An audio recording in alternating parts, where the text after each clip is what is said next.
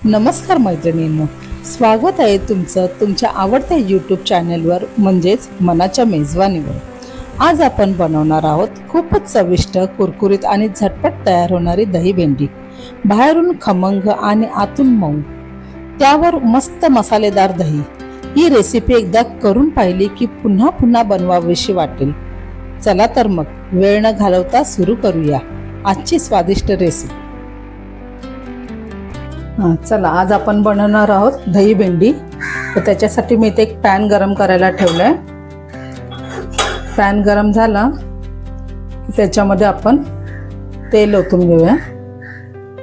थोडं जास्तच घ्यायचं तेल, कारण त्याच्यामध्ये आपल्याला भेंडी तळून काढायची। बघा, आता तेल गरम झालंय, मी इथे भेंडी टाकून घेते। ती आपण जरा चांगली भाजून घेऊया तेलावर।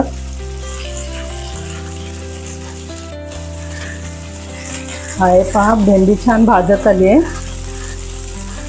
तुम्ही मला छान छान कमेंट पाठवता, त्याच्याबद्दल मी तुम्हाला धन्यवाद देते। आणि माझ्या रेसिपी तुम्हाला आवडत असतील तर प्लीज लाईक, शेअर आणि सबस्क्राईब करायला विसरू नका। आणि तुम्हाला कोणत्या रेसिपी आवडत असतील तर प्लीज मला कमेंटमध्ये सांगा। हे बघा, आता इथे बऱ्यापैकी भेंडी शिजलेली आहे, सॉफ्ट झाले। आता आपण एका भांड्यात काढून घेऊया। आता आपण भेंडी काढून घेतली। आता ह्याच्यामध्ये तेल एकदम थोडं अजून तेल टाकून त्याच्यामध्ये इथे मी 2 चिरलेले कांदे घेतलेत, ते आपण ह्याच्यात टाकून चांगले ब्राऊन होईपर्यंत भाजून घेऊया। आपल्याला जो मसाला लागणार आहे तो मसाला आपण तयार करूया। इथे अर्धी वाटी दही घेतले।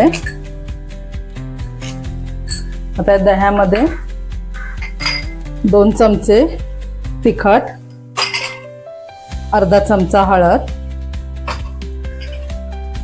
1 चमचा जिरा पावडर, 1.5 चमचा धना पावडर, चवीनुसार मीठ आणि 1 चमचा गरम मसाला। यात आपण सर्व मिक्स करून घेऊया। आपण हे आता सर्व मसाले दह्यामध्ये मिक्स करून घेतले। तो आता कांदा लाल झाला की आपण त्याच्यामध्ये टाकून घेऊया।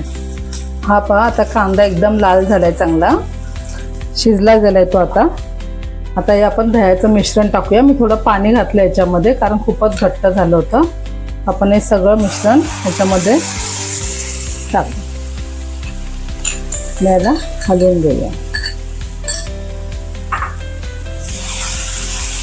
सर्व एकजीव करा। तुम्हाला जर काही मसाल्याचे प्रमाण कळाले नसेल तर मी व्हिडिओच्या खाली साहित्य सर्व लिहून दिले, ते तुम्ही पाहू शकता। हा, इथे आता बघू शकता तुम्ही, पूर्ण मसाल्याला तेल सुटले। आता आपण त्याच्यामध्ये ही तळलेली भेंडी टाकून घेऊया आणि चांगलं हलवून घ्यायचे। आणि याला 2 ते 3 मिनिटं झाकण लावून ठेवून देऊया आणि कोथिंबीर टाकून आपण सर्व करूया। आता आपण याच्यावर झाकण ठेवूया आणि शिजून देऊया। शिजून झाल्यावर आपण सर्व करू।